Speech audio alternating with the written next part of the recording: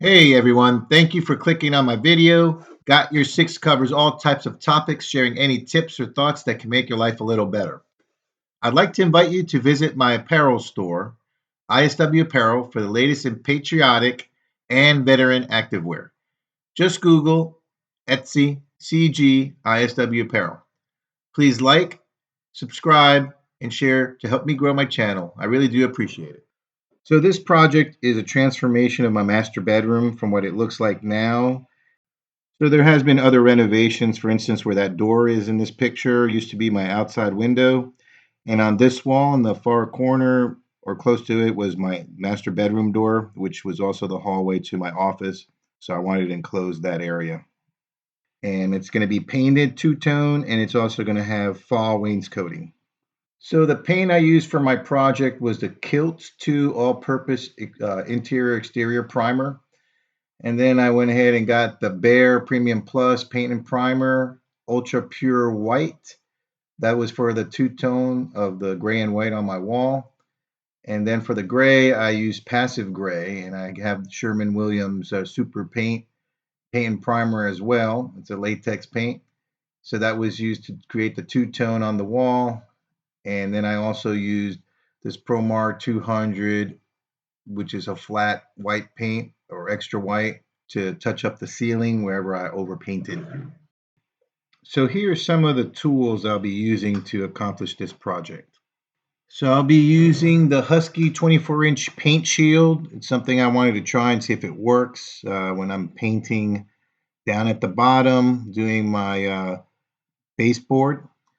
I also will be using this paper drop cloth and painter's tape, of course. So I got a 3-inch roller to paint the walls of the tray ceiling. And I also got this 18-inch Pro Wide Boy roller frame. It is amazing. I love painting with this 18-inch roller. It really makes the job go so much faster. I will have the room ventilated, but I do have this mask, the N95 HDX respirator mask for painting.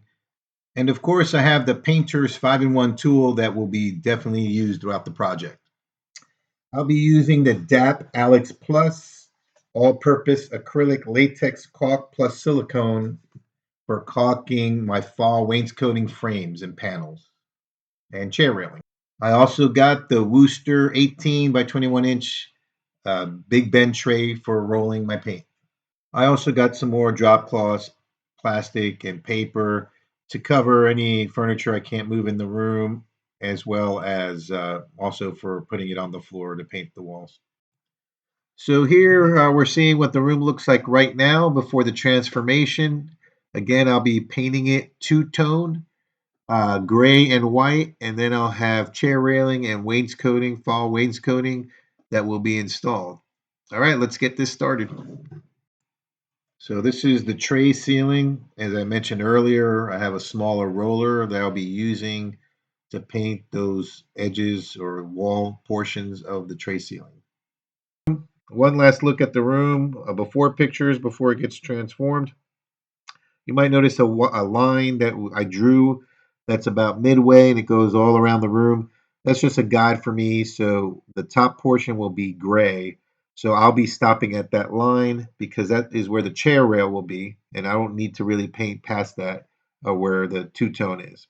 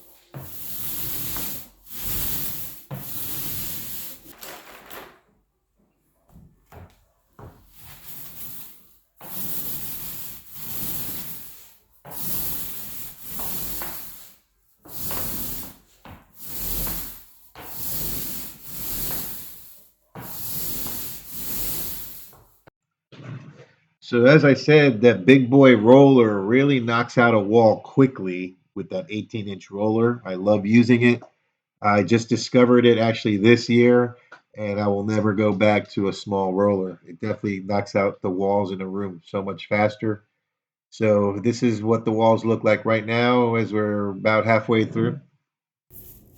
So my plan is to apply 2 coats of white primer, and then I'm going to apply the white paint.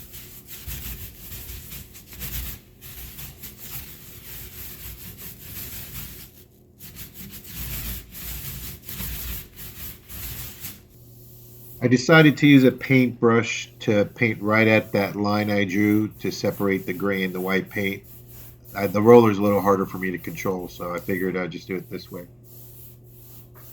I actually decided just to use the paintbrush to paint the bottom half and using the roller just seemed faster for me to paint the primer with the paintbrush. Now, I will use the roller when I am applying the white paint over the primer because of the texture I want.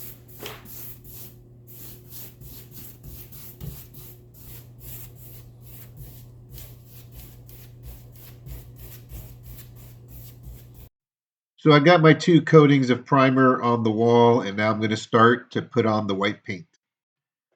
So I noticed that Bear paint, they actually come with a little spout that you can put on your can to make pouring easier. I also bought something like that where it's just a paint cover that has its own spout.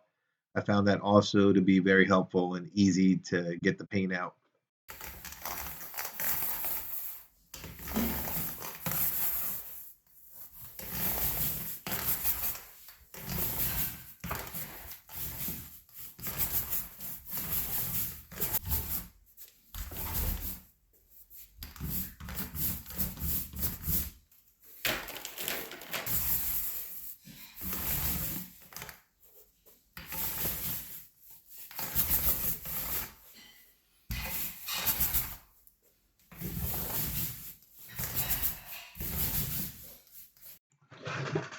So that 18-inch roller is really making the work go by fast. I'm almost done here with this.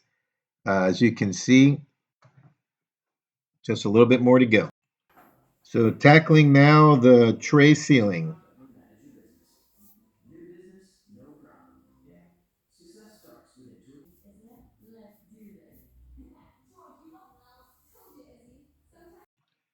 Getting some progress done on the tray ceilings. They're a little bit more tedious, unfortunately, than the walls are so much easier to paint quicker. One trick I was taught when I used to paint when I was younger was if I'm going to use a paintbrush for the next day using the same paint, just put it in a Ziploc bag and it's nice right up against the paintbrush so it keeps it moist and then it's good for the next day. So now we're going to try out this Husky 24-inch paint shield. The idea is that it's going to save me time from having to prep the area and put painter's tape down. So I guess we're going to find out if this works better than having painter's tape.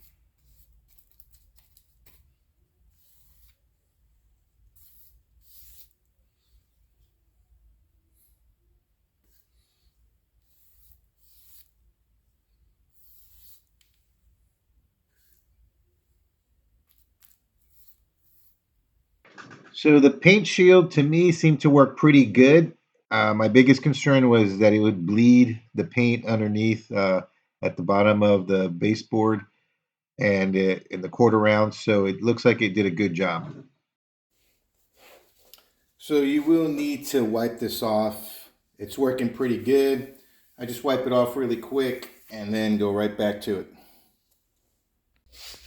So the second coat was finished, and now going into the next part of the project, which is to install the chair railing and the wainscoting panels.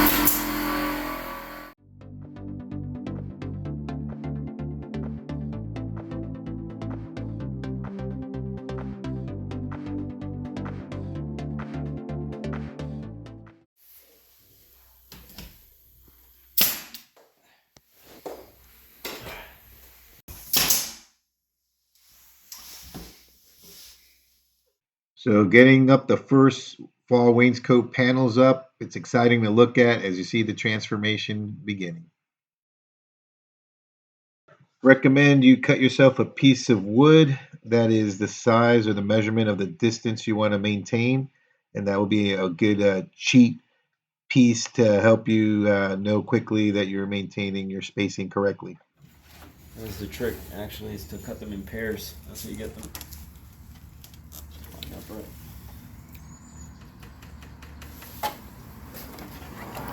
Anything that's a panel, I cut in pairs.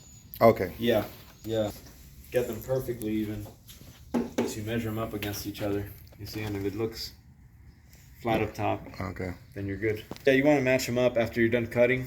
So you want to cut them together in pairs when you're creating that rectangular box, just to make sure that there is no variance, and you can always hold them up together. And if there is a variance, you can shave that off. So the paneling pieces and the chair rail pieces are placed on the respective walls just to keep track of it since they're different sizes.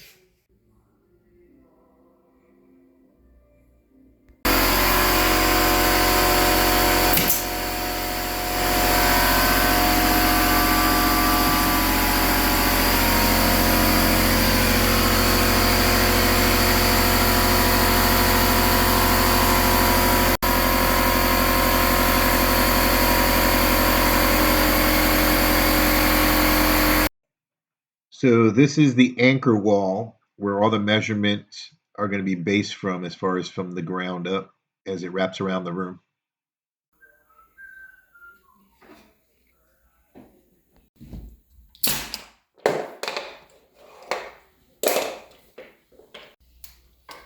So yeah, put the two vertical legs. Yeah. Put them both first, and then like that, you don't have to use. Just did the horizontal margin to get me 4 inches. Okay, so you did the downward and the horizontal margin. Yeah.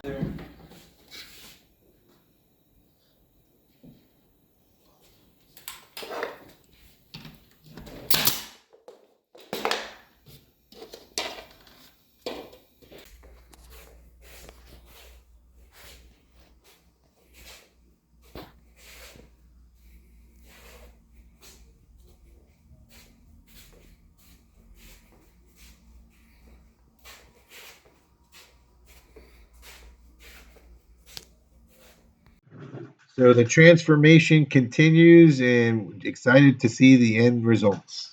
A piece of lumber that I could wipe my fingers on, but.